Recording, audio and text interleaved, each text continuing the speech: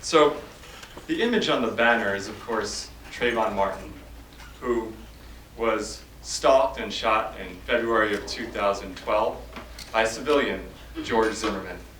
And in 2013, Zimmerman was cleared of all charges, and a couple of activists, Patrice Cullors and Alicia Garza, created the Black Lives Matter hashtag after that acquittal. Roughly 1 year later, the next summer, Michael Brown was gunned down in Ferguson, Missouri by Officer Darren Wilson. Brown was unarmed at the time, and witnesses reported that he had his hands up at the time he was shot. Wilson was not indicted, and this set off a string of protests starting in Ferguson and really around the country. With protests raging just months later in Cleveland, Tamir Rice, 12 years old, was killed by a police officer in a park. The officer who opened fire on Rice unloaded his weapon within 2 seconds of arriving at the scene and failed to administer CPR to Rice as he lay there dying. Black Lives Matter as a movement arose in response not just to black suffering, but to the callous indifference to black death. And it swept up not only the cities where these tragedies happened, but places all over the country. So just by a show of hands, how many of you all have participated in some form of protest action involved with this movement? Most of the hands up, okay. And then another show of hands, how many of you would like to do more? The whole room is up. And this is what I found teaching about Black Lives Matter, right? It's a sense that this is the defining human rights issue of our generation, and involvement is widespread, but there's so much more to be done. And we feel constrained by our other responsibilities, right? So we can't always be out there in the street, forming human blockades, getting arrested. But in my talk, I'm going to tell you all about some of the other things that we can do to participate in Black Lives Matter. And namely, I want to focus on winning the battle over the meaning of the movement. This is something where we can all contribute. It's something that the activists themselves often don't have all the time they need to do. But they're faced with lies and slander every single day, and it's our responsibility to back them up. If we can't be there physically, to back them up with the truths when people tell lies about them. To set up this discussion, I'm going to use the work of Barbara Smith, who is a black feminist activist and scholar. And in 1985, she wrote probably her most important essay on contemporary truths, home truths of black feminist movement, right? And this essay is a perfect frame for the Black Lives Matter movement for a couple of reasons. First, it shows the way that these social movements actually rely on one another. We can't get to Black Lives Matter without the work of black feminist scholars and activists. Second, it shows how important self-defense is and how frequently activists have to defend themselves against lies and slander. And third, if you look at the myths that Smith is writing about, it's remarkable because in 2016, they're just barely tweaked, barely adjusted when they're thrown at the Black Lives Matter activists. So let's take a look at some of these myths and figure out what we can do about them, right? Here's the first thing that Smith is writing against, right? This notion that the black woman is already liberated. In 1985, her critics were saying, why do we need black feminism? We had the civil rights movement and we had the women's movement, so what's the point of black feminism? And of course, black feminism is all about the intersection, right, of sexism and racism. Its need was quite clear to everyone who was participating. In 2016, Black Lives Matter activists are faced with the same question. Why do we need Black Lives Matter? If the anecdotes that I started with weren't convincing enough, there are more reasons, there's more data that shows why Black Lives Matter is so necessary today. In 2015, 102 unarmed black people were shot and killed by police, and there were only 9 indictments of those 102 cases. unarmed black men were 7 times more likely to be shot by police than unarmed white men shot and killed. So we've got the anecdotal data, right? And we've got the big picture data, and we know that Black Lives Matter is not just about police violence. It's about institutional racism in all its forms. So in addition to the police violence story, we have mass incarceration, where 2.2 million Americans are behind bars, and 60% of them are people of color. And we have economic inequality, where for every $1 of wealth that white families have, black families have 6 cents. So the need should be clear to everyone. There's no longer a question about this. Next myth, right? At the time Smith was writing, she was told that her movement was nothing but man-hating. This is 1985. And in 2016, we have a very similar myth being told about Black Lives Matter, right? That they're just a bunch of cop haters.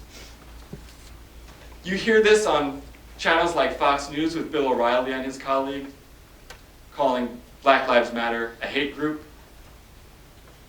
And you even hear it from the director of the FBI, James Comey, who suggested that there is now a Ferguson effect. He suggested that crime is actually rising because criminals are emboldened by the protesters and police officers are afraid to act accordingly because they'll be chastised in public. This is the myth, right? Black Lives Matter is a hate group. Black Lives Matter hates police. Of course, this is untrue, right? Despite what Comey said about crime rising as a result of Black Lives Matter, 2015 was actually a safer year for police officers than 2014, when you look at the total number of police killings and the rate of police killings. In addition, the FBI just released statistics suggesting that both violent crime and the overall crime rate were down in 2015. So there's absolutely no basis for this cop-hating, violent mythology around Black Lives Matter activists. Let's move on to the next one, right? And here, Smith and her colleagues are fighting against the notion that what they're doing is somehow too narrow, and they should be focusing on racism instead of black women's issues specifically. Black Lives Matter activists have to deal with some of the same criticisms in a slightly different way when they are told that racism is in fact too narrow and they need to focus on a bigger picture. These kinds of criticisms are thrown at them by all sorts of people, but interestingly, oftentimes by people on the American left who suggest that something that's narrowly focused on race can't really get to class oppression as the heart of the matter.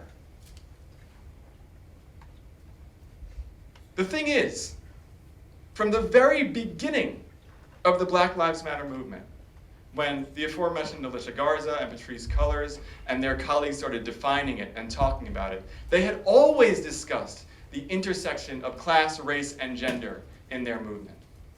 And if you look at the actions that have been put together by these organizers and others, they are acutely aware of the importance of class exploitation and class inequality when it comes to black suffering.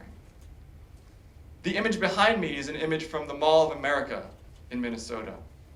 Black Lives Matter protesters also took over the Magnificent Mile in Chicago.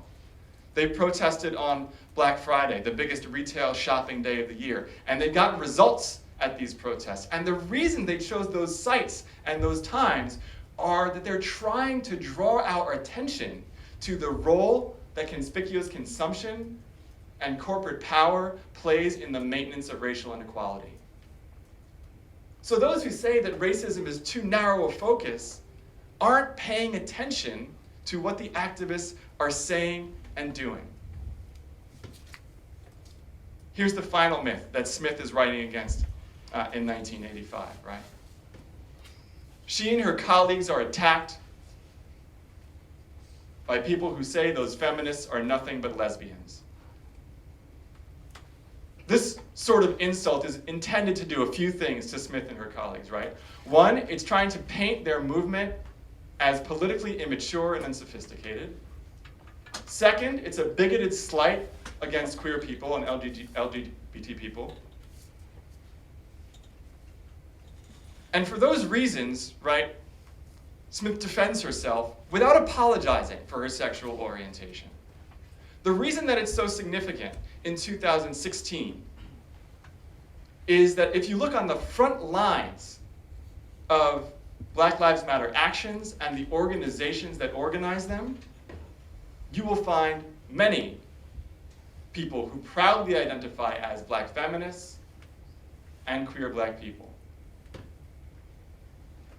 And those organizers and activists have to push back against a very similar myth themselves, right? A myth that's designed to take shots at the sophistication and the political maturity of their movement, right? This notion that Black Lives Matter activists are nothing but troublemakers and they don't have a real political plan, right? They don't have any concrete goals. Here are Colors, Garza, and their colleague Opal Tometi, three women who are foundational to the Black Lives Matter movement, and how, since their initial tweets and online presence, have started a national organization with local chapters that you can sign up at to participate in the movement. And they are not the only such organization. Campaign Zero, started by DeRay McKesson and Jonetta Elzie, is another one, right? Black Youth Project out of Chicago is another one, and they were in existence prior to much of the Black Lives Matter actions. New York Justice League is another one. So the notion that this is a politically unsophisticated, disorganized movement, simply untrue. And as for their maturity and having goal-oriented behavior, these are groups that have put forth clear demands for local, state, and federal government in terms of mass incarceration, in terms of the process by which police officers are held accountable for their actions, and they've already seen results. They've seen results because they've changed the conversation around racial injustice in this country to the point where the leading candidates for the Democratic nomination are addressing Black Lives Matter in every debate and town hall they go to. To the point where police chiefs from around the country are denouncing mass incarceration, saying that the program has gone too far.